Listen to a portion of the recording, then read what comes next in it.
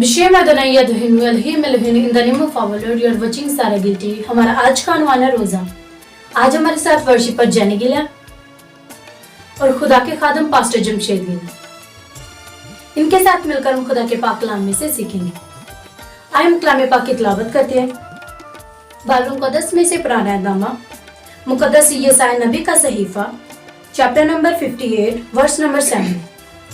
کیا یہ نہیں کہ تو اپنی روٹی بھوکوں کو کھلائے اور مسکینوں کو جو آوارہ ہے اپنے گھر میں لائے, اور جب کسی کو ننگا دیکھے تو اسے پہنائے, اور اپنے ہم جن سے روپوشی نہ کرے. آمین. آمین. روزے کا اصل معنی مفہوم ہے ضرورت مندوں کی ضرورت پوری کرنا. پریز دی لارڈ. ہاللیلویا. آئے ہم اسی کے متعلق ایک اور آیت کی تلاوت کریں گے. ہاللیلویا. بائبل مقدس میں سے پرانا نامہ یونا کی کتاب 3 باب 5ویں آیت.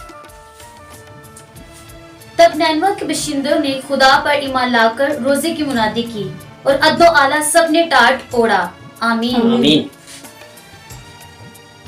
یونا نبی نے نینوا میں توبہ کی منادی کی اور لوگوں نے توبہ کرنے کے لیے روزہ رکھا. آمین. ہاللیلویا. پریز دی لارڈ. مقدس متی کی معرفت لکھی گئی انجیل اس کا 6 باب اور اس کی 17ویں آیت.